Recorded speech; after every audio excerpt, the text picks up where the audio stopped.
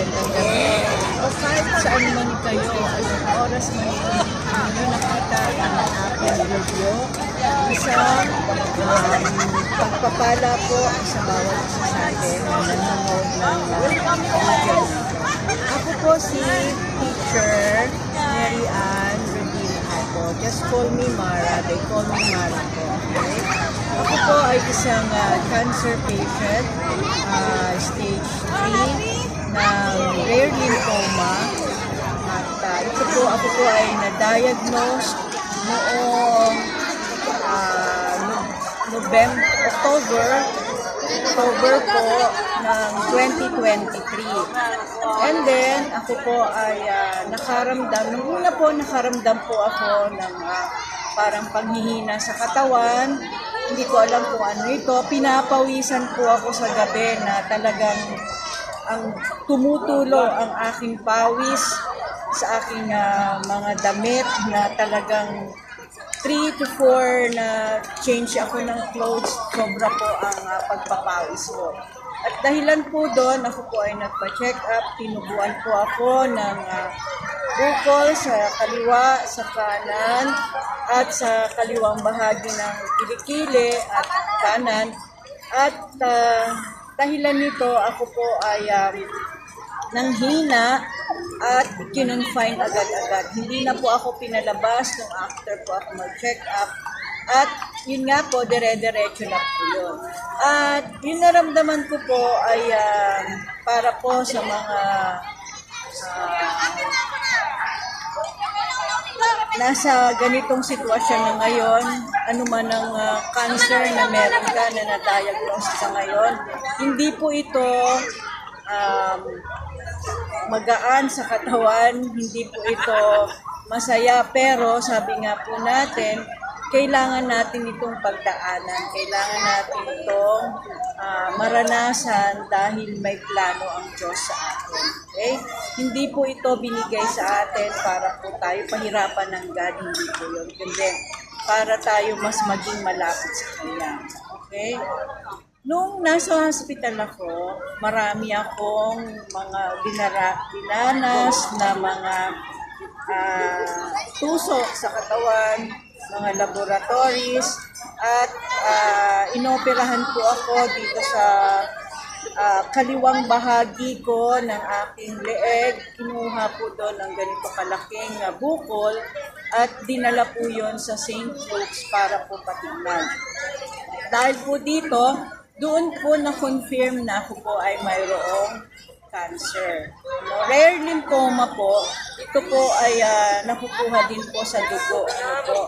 At marami pong klase rin po ng rare lymphoma. And then, dahil po mahirap nga, parang that time na unti-unti po ako nanghihina lalo. Nag-chemotherapy po ako, and then habang ako ay nagki-chemotherapy, unti-unting nalalagas yung buhok ko. No? Sabi nga, parang pumapangit, di ba? Parang pumapangit ka. Pero, huwag kayong mag-alala, tutubo rin yan. Pagtapos ng session natin, pagkatapos ng gamutan natin, ibabalik ng Panginoon niya na maganda. At tingnan nyo, may buhok na ako ngayon, di na ako kalbo, di ba? So makapal na uli yung buhok ko, tumutubo na. Actually, nakapagpagupit na nga ako niyan eh.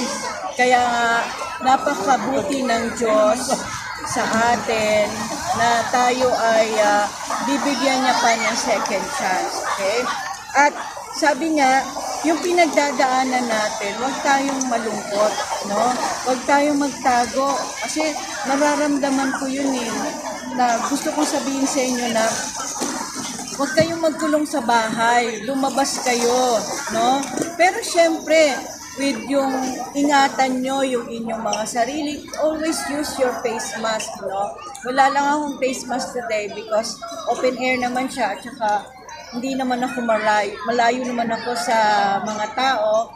And share ko nga sa inyo na yung pagkakasakit ko, sana magamit na inspiration ng ibang mga may cancer. Yung wag kayong mawalan ng pag-asa, yung sabi nga, nawawalan ako ng gana. Oo, nawawalan tayo ng gana, pero sa susunod, magkakaroon din tayo. And teknika para magkaroon tayo ng lasa ulit. Pagka wala ng lasa yung ating bibig, dahil sa mga gamot na iniinom, at mga chemicals na ini-inject sa atin, sabi po ng dietitian at ang doktor ko, ay kumuha po tayo ng kalamansi o anything na maasim, ilagay natin sa ating mga dila o kung meron tayong sampalok na prutas sa maasim, something maasim, ay kainin natin yon para bumalik yung panlasa natin. Okay? So, isa pa, huwag tayong magkulong sa bahay, huwag tayong matakot na lumabas, no? Sasabihin nyo, may cancer na ako, dito na lang ako sa loob ng bahay. Huwag po. Kasi, the more na kinukulong mo yung sarili mo, the more na naandun ka lang sa isang tabi, the more na malulungkot ka. Kaya nga, ang gawin mo, kung meron tayong panahon na lumabas ng mamasyal, wag naman doon sa crowded area na katulad ng mall. Hindi ko po sinasuggest, pero depende po yun sa inyo. Kasi ako naman nag-mall na ako nung siguro after a year na, nung talagang nakakalakad na ako. Tsaka eto nga pala, alam nyo ba na dumating din ako sa punto na hindi na rin ako nakakatayo, nanghihina na ako. Tapos, alam nyo ba, ng itsura ko ay kalahati ng nakikita nyo ngayon sa screen. Dati, ang aking naging kilogram, umabot na lang ako sa 42 kilograms. Sobrang payat na ako noon. Pero, ni-restore ako ng God. Yun ang pinaka-importante. Kailangan magkaroon tayo ng faith. Pray lang tayo ng pray, no? Kasi God will provide for everything na kakailanganin natin. Meron siyang gagamiting mga tao para tumulong sa atin na minsan hindi natin inaakala. Pero si God ang magbibigay sa atin ng mga blessing na yon. Tsaka, yung halimbawa, wala kang ganang kumain. Kahit wala kang ganang kumain, pilitin mong kumain. Kasi, yung pagkain natin, yun ang magbibigay sa atin para maging malakas ulit. Okay? At saka, eto pa, sabi ko nga, wag mong ikulong yung sarili mo.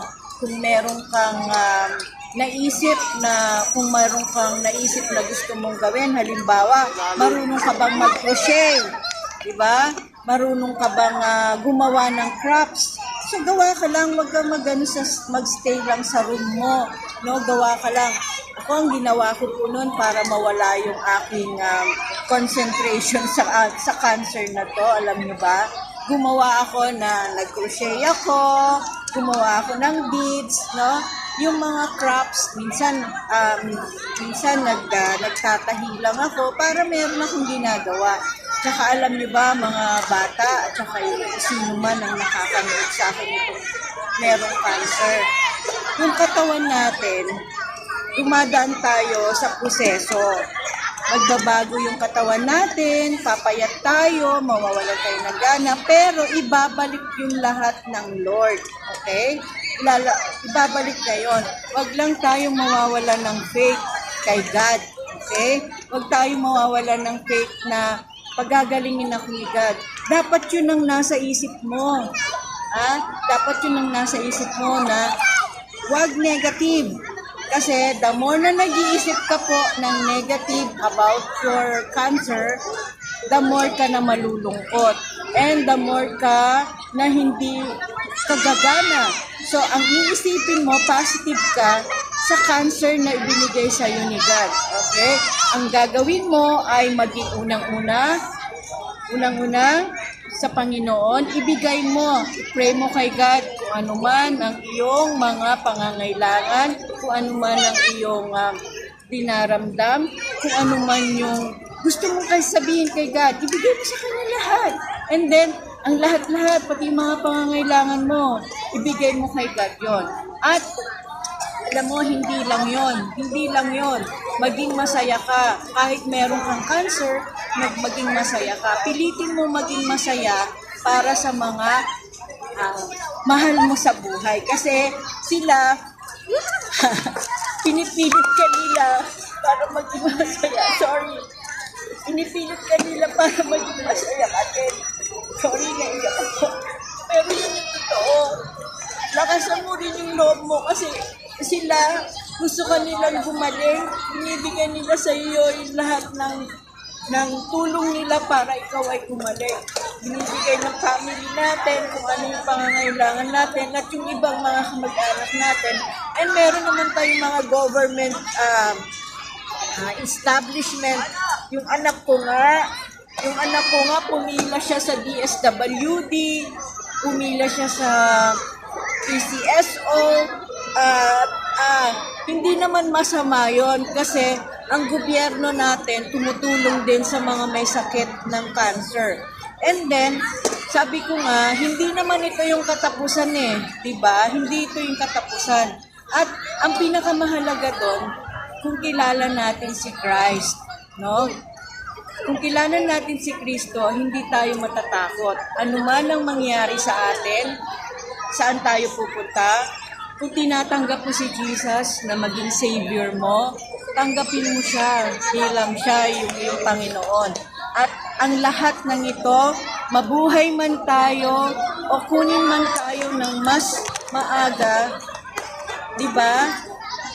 Nandun tayo kay Lord at hindi tayo matatakot kung mangyari man sa atin, kung kunin tayo ng mas maaga o kunin tayo ng pero mas maganda positive tayo na magagaling tayo na malalagpasan natin to kasama ng family natin. At saka alam niyo ba mga bata o kung sino man ang nanunood na may cancer na katulad ko, sabi ko nga sa inyo, hindi tayo iniwanan ni God. Hindi tayo iniwanan ni God. Yun ang iniisip ko noon. Si God yung kasama ko, anuman ang mangyari sa buhay ko. Diba? So, dapat ganun din tayo. Maging positive thinker tayo. Wag na yung mga negative na yon. Kasi ibabalik naman lahat yun ni God. Diba? Sabi ko nga sa inyo, tingnan nyo ako ngayon. Oh. Diba? Mataba na ako ulit. May buhok na ako. Oh, may buhok na ako. Oh. So lahat yan, bilang cancer patient, mapagdadaanan natin yung mga process na yan, mga proseso na yan. Pero tandaan natin, sikat lang. Wala nang iba. Ano man ang meron tayo ngayon, di ba? Kapit lang tayo sa Kanya sa panalangin. At tandaan nyo, mga bata at mga magulang, o kung sino man ang nakakanood ng video kong ito, wala po tayong ibang pasasalamatan sa lahat ng buhay natin. Ang sabi ko nga po, every day is a blessing. Okay? So, hanggang dito na lang. Maraming salamat sa inyo. This is Teacher Myra. God bless everyone. God bless everyone.